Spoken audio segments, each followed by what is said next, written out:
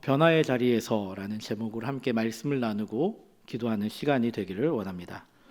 오늘 우리가 읽은 본문은 신명기의 마지막 부분입니다. 모세의 마지막 고별 설교라고 불리우는 신명기 마지막에는 모세가 모든 걱정 근심을 다 이야기하고 자신의 자리에서 물러나는, 그리고 그 모습 속에서 이스라엘 백성들을 진심 어린 마음으로 충고한 이후에 이제 본인이 어떻게 되어야 하는지가 등장하고 있습니다. 앞으로 이스라엘 백성들이 가야 할 땅을 하나님께서 모세에게 마지막에 보여주십니다. 그리고 그곳에서 하나님이 하신 약속을 이루실 것이다 라는 확신을 더하여 주십니다. 그리고 하나님이 약속하신 대로 모세는 그 땅에 가지 못할 것이다 말씀하시죠. 이제 모세는 자신의 다음 리더가 될 여호수아에게 안수하고 여호수아에게 지혜의 영이 충만하게 되었습니다. 이스라엘 백성들은 여호수아의 말에 순종합니다. 이제 이스라엘 백성들에게 있어서 이 순간은 자신들을 이끌어가던 지도자가 변하는 순간입니다. 40년의 이 광야 여정이 끝나면서 새로운 리더가 세워지는 모습입니다. 그리고 그 세워진 리더를 통하여서, 지도자를 통하여서 또 그 모습 가운데 우리들이 어떤 모습으로 나아가야 하는지 알게 됩니다. 우리들은 지도자들을 향해서 항상 이렇게 이야기합니다. 지도자들은 모든 것에 완벽해야 합니다. 그런데 정작 지도자들 가운데는 모든 것에 완벽한 사람은 없습니다. 그렇다고 해서 목표가 없는 지도자는 없습니다. 지도자는 자신이 나아가야 하는 방향에 대해서 명확하게 제시하고 사람들을 이끌어 가야 합니다. 하나님은 지도자에게, 새롭게 지도자가 된 여호수아에게 지혜의 영이 충만하게 하셨습니다. 앞으로 그들이 가야 할 방향들을 이끌어 주셨습니다. 하지만 지도자가 변한다는 것은 그들이 여태까지 추구해왔던 방향들이 조금씩 변화된다라는 것입니다. 지도자가 변하면서 선포하는 방향은 공동체의 큰 변화의 바람을 불어오게 됩니다.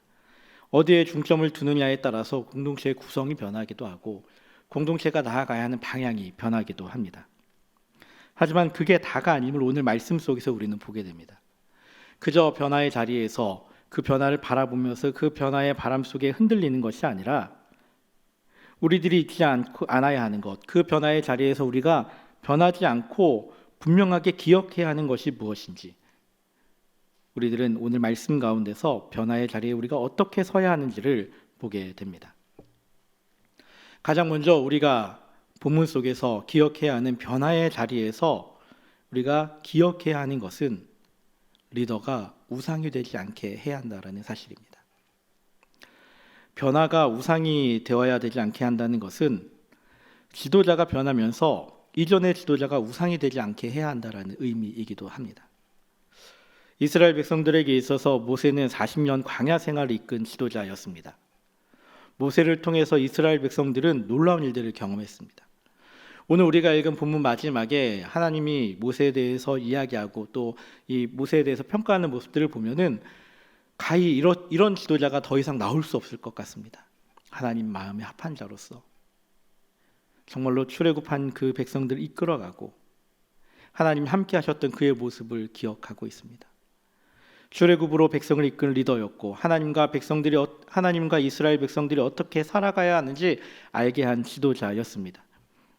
어찌 보면 이스라엘 백성들에게 있어서 400년의 노예 생활을 끝내고 이제 새로운 세계로 나아가는 개척자 같은 리더였습니다.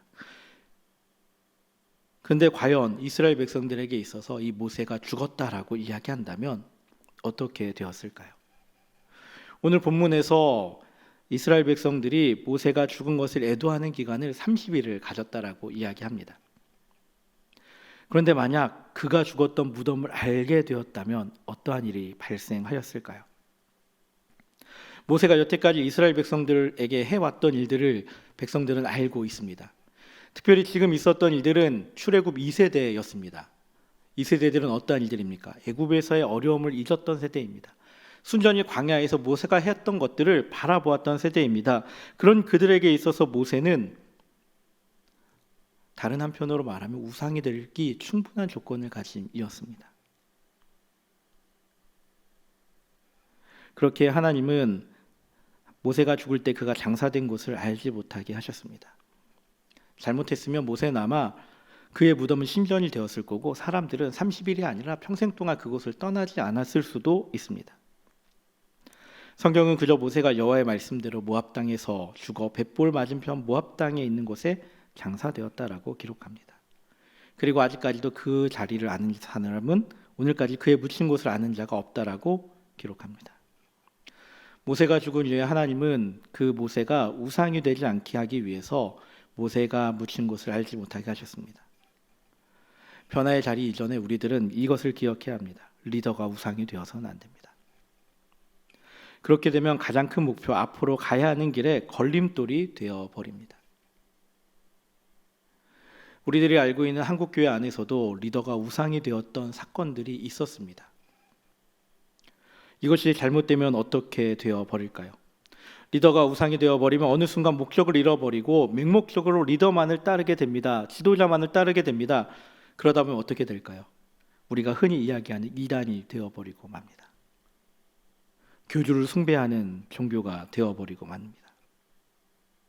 그렇게 리더가 변화되는 그 자리에서 우리들은 과감하게 내려놓을 수 있어야 합니다. 이전에 있던 리더가 우상이 되지 않도록 과감하게 내려놓을 수 있어야 합니다. 두 번째로 우리들이 변화의 자리에서 잊지 않고 행해야 하는 것이 있습니다. 그것이 바로 내려놓음과 순종입니다. 모세가 120세의 나이에 지도자의 자리에서 내려왔습니다. 그런데 그렇다고 해서 모세가 아픈 것도 아닙니다. 오늘 읽은 본문에 뭐라고 기록되어져 있습니까? 7절에 당시 모세의 모습에 대해 이렇게 기록합니다. 모세가 죽을 때 나이 120세였으나 그의 눈이 흐리지 아니하였고 기력이 쇠하지 아니하였더라. 아직 모세는 정확하게 사물을 보았고 무엇이 옳고 그른지 사리를 분별할 수 있었습니다. 하나님의 말씀을 듣고 그 일을 행할 수 있는 힘이 있었습니다. 하나님이 모세에게 가나안 땅을 보여주신 것은 이제 앞으로 가야 할 땅을 다시금 확인케 하셨습니다.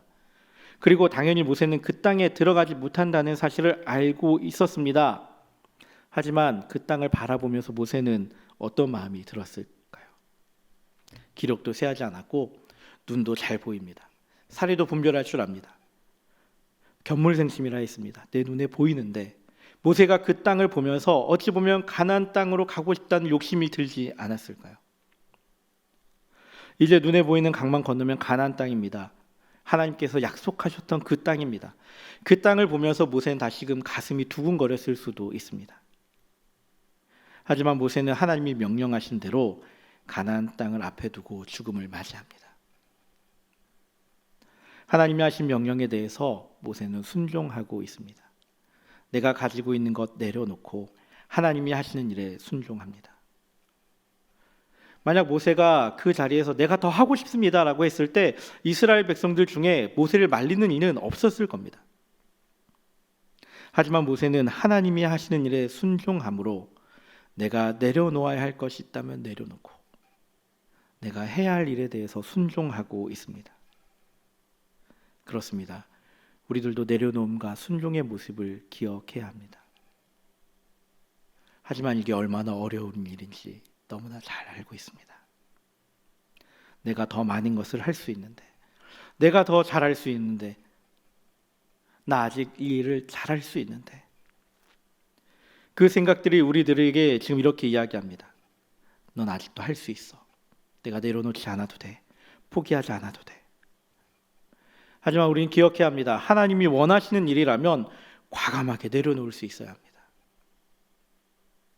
하나님의 명령에 따라서 자신이 가진 것을 내려놓고 순종하는 것, 자신이 가진 모든 것을 포기하고 자신의 손해를 감수하면서도 하나님이 원하시는 일이라면 그 일에 대해서 행할 수 있어야 합니다.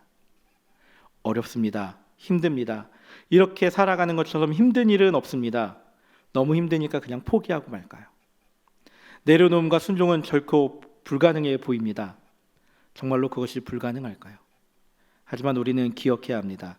변화의 자리에서 내려놓음과 순종은 우리들이 어디를 향해 가고 있느냐, 우리들이 가지고 있는 목표에 따라서 달라지게 된다는 사실입니다. 그렇습니다. 변화의 자리에서 우리는 이것을 기억해야 합니다. 변화는 목표가 분명해야 합니다. 변화의 자리에서 우리는 그 목표가 분명할 때 내려놓음과 순종의 자리로 나아갈 수 있습니다. 변화의 자리가 이야기하는 목표는 무엇입니까? 이스라엘 백성들에게 있어서 변화의 자리는 지도자의 변화였지만 그들이 바라보고 있는 목표는 분명합니다.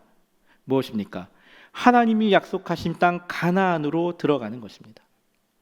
하나님이 모세에게 가나안 땅을 보여주시면서 야, 기억해라. 내가 너에게 약속했던 그 땅으로 너희들이 가고 있다라고 말씀하시고, 여호수아가 정탐하면서 그 땅이 하나님이 약속하신 땅인 것을 확신케 하셨고, 그 땅으로 이제 들어가는 것이 그들의 목표가 되어져 있습니다. 하나님의 약속을 성취하는 것, 하나님이 하신 그 약속을 이루시는 것이 그들의 목표입니다. 그것이 분명한 목표가 되었습니다. 그렇기에 이스라엘 백성들은 리더십이 변하는 그 자리에서 방향성을 잃지 않고 나아갈 수 있습니다.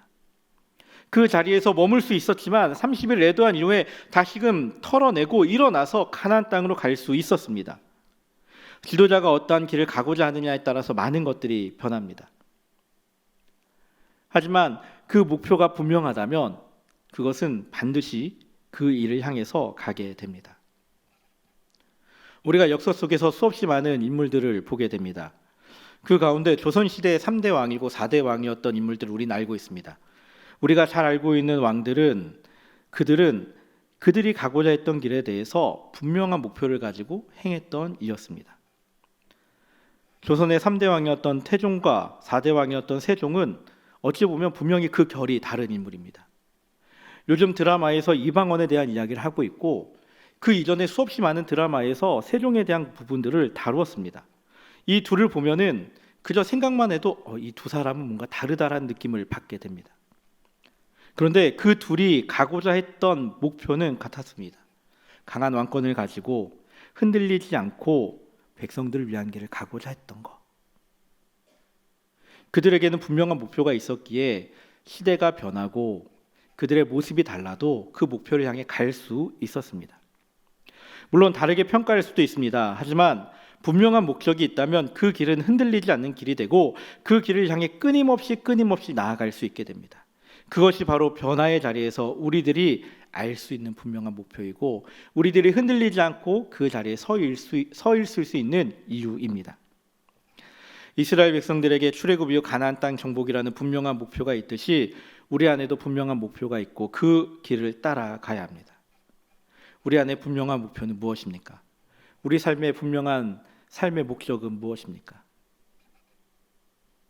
다음 세대 자녀들에게 끊임없이 이 질문을 합니다. 너희들에게 삶의 목적은 무엇이냐? 우리들에게도 끊임없이 질문합니다. 우리들의 삶의 목적은 무엇입니까? 우리는 그 대답을 알고 있음에도 그 대답을 하기 꺼려합니다. 왜 그러합니까? 나는 분명히 그 목표를 알고 있지만 그 목표대로 살아가고 있지 못하기 때문입니다.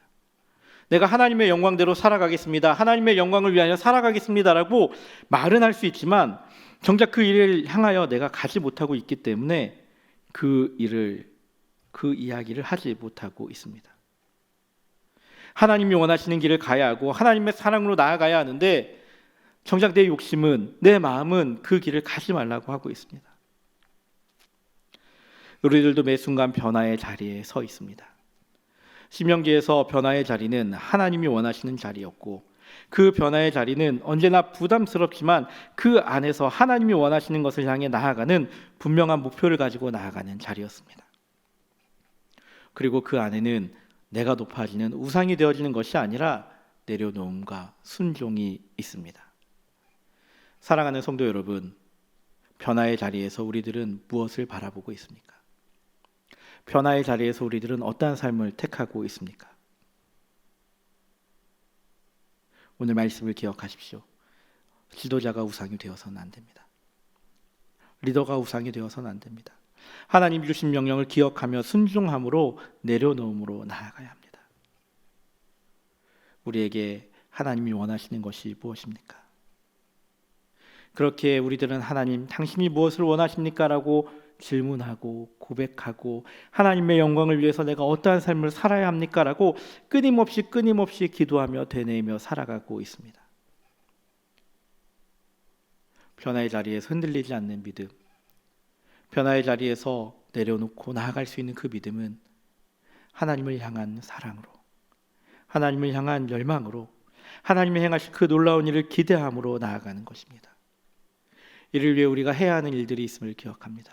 하나님, 당신의 뜻이 무엇입니까? 라고 매 시간 간구해야 합니다. 그리고 우리들이 해야 하는 일이 있습니다. 하나님, 당신의 뜻을 알기 위해 우리가 해야 되는 것이 무엇입니까? 하나님의 자녀들이 어떻게 살아왔습니까? 성경 속에서 그 답을 찾기 위해 끊임없이 말씀을 사모함으로 나아가야 합니다. 이제 양육이 다음 주면 시작됩니다. 우리는 양육 훈련을 통해서 우리들을 스스로 훈련하고 또 하나님을 더욱더 가까이 알아가는 시간이 될 겁니다. 이를 통해서 우리들이 할 수 있는 것들이 있습니다. 변화의 자리에서 하나님의 뜻을 구하기 위해 끊임없이 훈련하고 하나님의 뜻을 구하기 위해 끊임없이 노력할 수 있습니다.